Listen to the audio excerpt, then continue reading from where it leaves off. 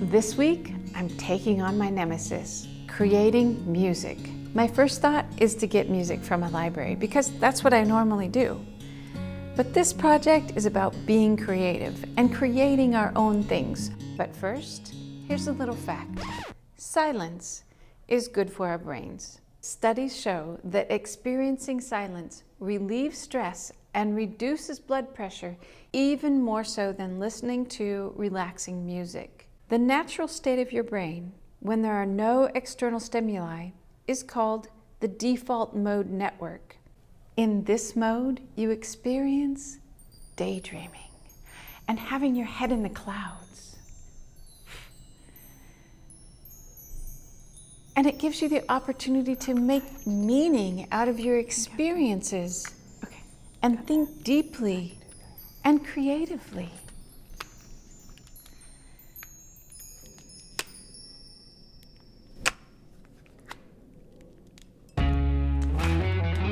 I still can't do this. What's the problem with me?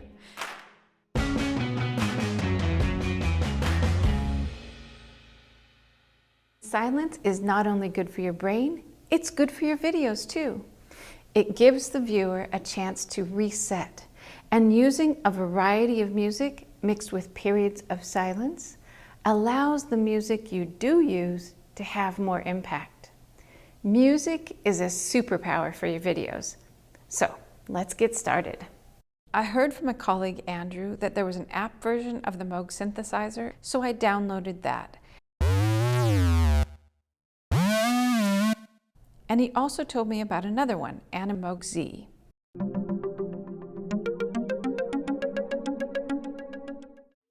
I started playing around with these apps until I found sounds that gave me the feelings I want for my project.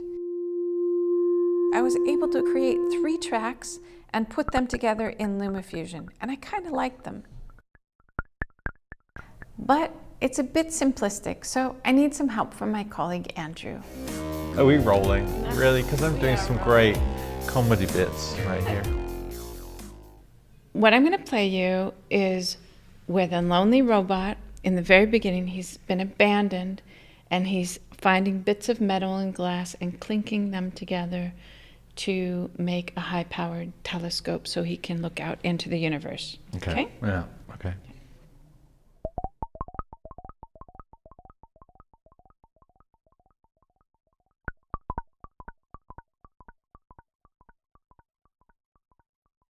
Yeah, so I think it's great. It creates a mood. Mm-hmm. And actually it reminds me of an old movie called The Forbidden Planet. I think there's something very kind of eerie, mysterious, unknown, like where am I, otherworldly kind of thing. So that's really great. Love it, yeah. Welcome to Altair 4, gentlemen. I am to transport you to the residence. As the robot starts putting bits of metal and glass together, we're going to move back to Earth where there's a boy and he is wondering what's out in the universe. So I'm going to skip ahead here to the part where the song starts.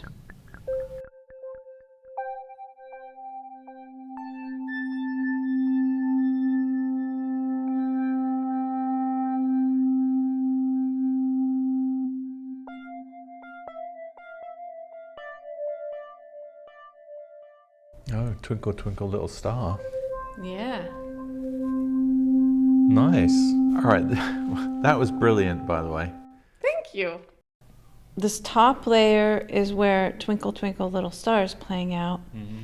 I've got another layer here with the ticking sounds. Mm-hmm. Down here I've got what I thought was just a nice sort of resonant sound to go behind.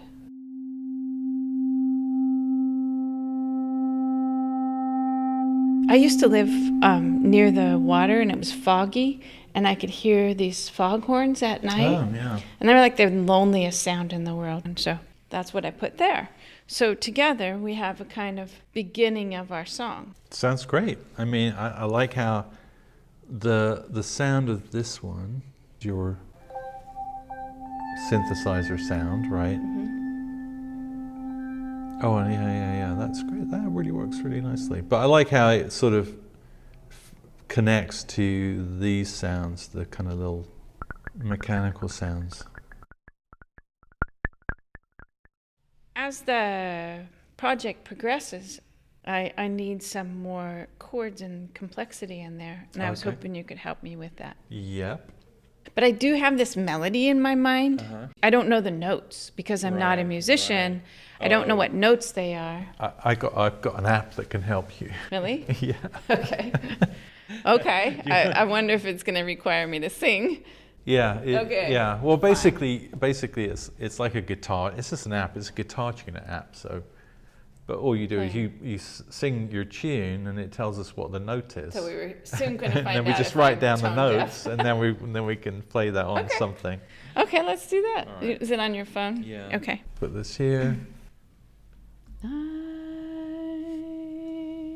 It's E. Well, let's go for E. G flat. F. All right. I'm no composer. Okay. But what we want to do is get your Moog synth app out. Okay. Yeah. So F.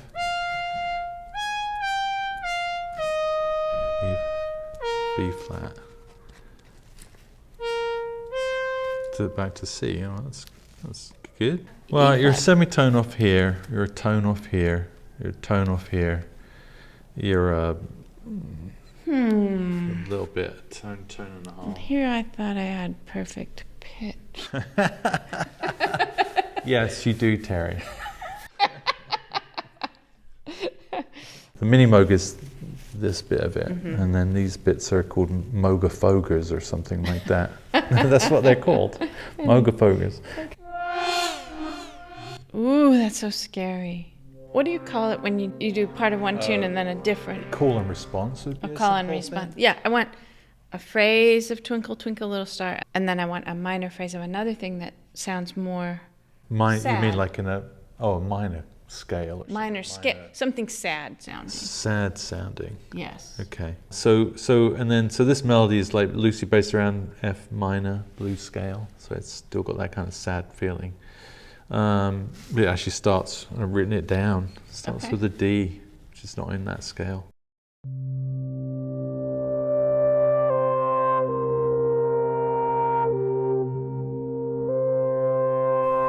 That does sound sad. That sounds sad. And it ends on a C, which can bring us back in. If we wanted to, we could come back to the Twinkle Twinkle, the second part of the Twinkle Twinkle Little Star, And then there's a second phrase in here, which is...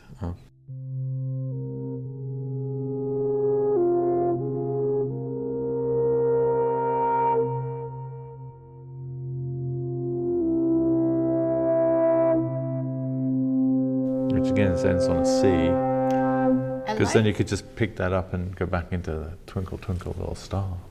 Yeah, the first two phrases are like questions.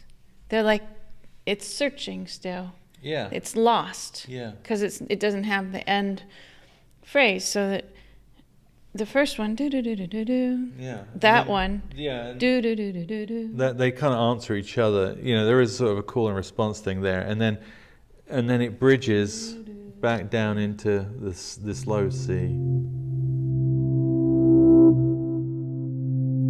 That makes you feel relaxed, that last phrase. Yeah. Yeah. I think it will. Okay. I think we can. So I used the Moog app because I like the sounds, the deep sounds of it. But the other app was Moog Z. It is. Okay. Oh. What I love about this thing is it's got this oscilloscope thing. Ooh, look at that. Oh yeah. I mean, it's just like, this is a magic app. And I think you can, I think... Does it adjust? Yeah, Sounds like it does. It has some impact on the sound, yeah. Anyway, yeah, and so, yeah, this is great. So what I liked about this is it had the notes labeled for me. Right. This makes life really easy. Right. Especially, I can't listen to a note and say, oh, that's a this is C. Yeah, well, it says it right there.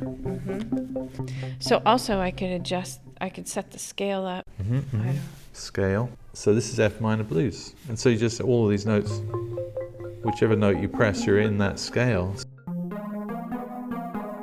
See, it's already got that bluesy feel. Like a detective show. Yeah.